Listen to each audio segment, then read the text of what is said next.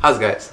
So in the past few months, I've mentioned mesh networking a lot, and we've actually seen quite a few different mesh networking devices. So I think today what we're going to do, we're going to take some time to actually discuss the difference between all the devices that we've seen so far, as well as understanding what mesh networking is.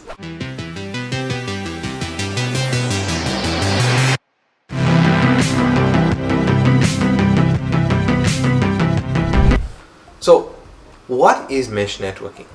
Mesh networking is actually the best thing that's happened to home networking in this century, because previously what it was, you had your central router and then you had either multiple access points, or you'd have your central router and then you'd have cabled access points.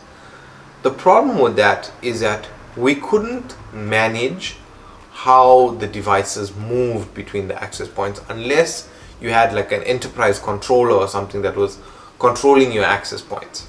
With mesh networking now, these things are built with smart steering and stuff, so you could have multiple access points placed all over your home.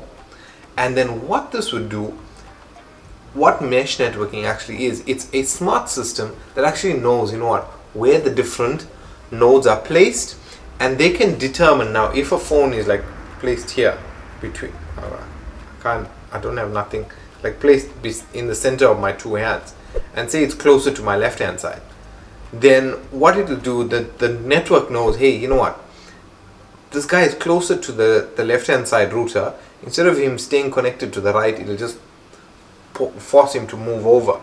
So that's what mesh networking is. It determines where your best connection is, and even while you're moving between rooms, between whatevers, it moves you seamlessly between the access points, and it's not like you lose connection from one or you disconnect from one and connect to the other. It's seamless roaming because it's all the same network.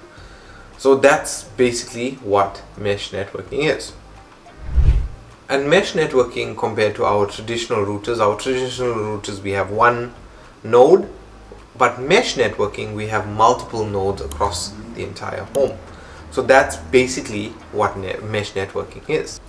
Okay, so there's three devices that we've actually gone through. The most recent device was the M15, the D-Link M15, which is the AX1500. The next one was the Xiaomi AX3000, and some time back, closer to September, October, November last year, we went through the D-Link AX1800. So that was more the COV AX 1805 or something like that. But those are the three devices, and they're three different places in the market. So if we compare those three devices, firstly, when it comes to Wi-Fi speeds, so the AX1500 has 300 megabits per second on the 2.4 gigahertz bandwidth and 1200 megabits per second on the 5 gigahertz bandwidth. The AX1800 has 574 megabits per second on the 2.4 and 1201 on the 5 megahertz bandwidth. The AX3000 now comes in with 574 on the 2.4 gigahertz bandwidth, and it comes in at 2402 on the 5 gigahertz bandwidth. This is a form of 2x2, meaning that it's doubling up the speeds of 1201 megabits per second. When it comes to square footage, the D-Link AX1500 does 500 square meters, the AX1800 does 740, and the AX3000 somehow only does 650 for the 3-pack. I'm not sure if there was a miscalculation or what for three nodes. From a port perspective, the AX1500 has just 1 gigabit WAN port, and the other two devices have 4 gigabit Ethernet ports. All of the devices have either some sort of mesh smart roaming technology or mesh steering, and they all run Wi-Fi 6, so they more or less on the same level. They all support smart home IoT devices, so you can communicate through your Google Home to control devices and whatnot. But I think where they stand are at very different places. So like you would have seen, we purchased the M15, the AX 1500. So that is more for a smaller home that's not too cluttered with too many smart devices and things like that.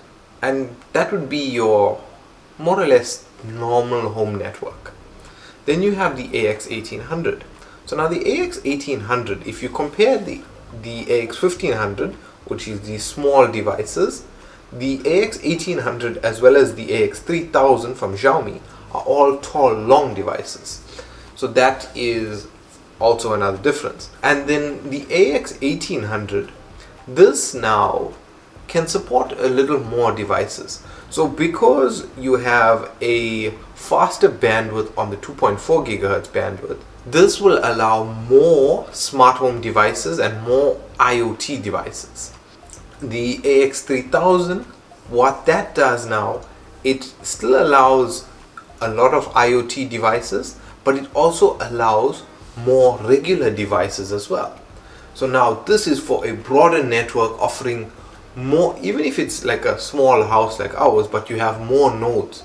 So now the nodes can all talk to each other, and you have sufficient 5 gigahertz coverage throughout your entire home, meaning that your phone might be sitting on 2.4 gigabit per second everywhere you move. And it also as we know with the Xiaomi nodes, they support like up to 254 devices. So that'll tell you, you know what, this is meant for next level powerful guys. So yeah, hopefully this has helped you to understand the difference between some of these devices. Guys, thank you very much for watching. My name is Prashant. If this was helpful, you could let me know by giving me a like rating if you did.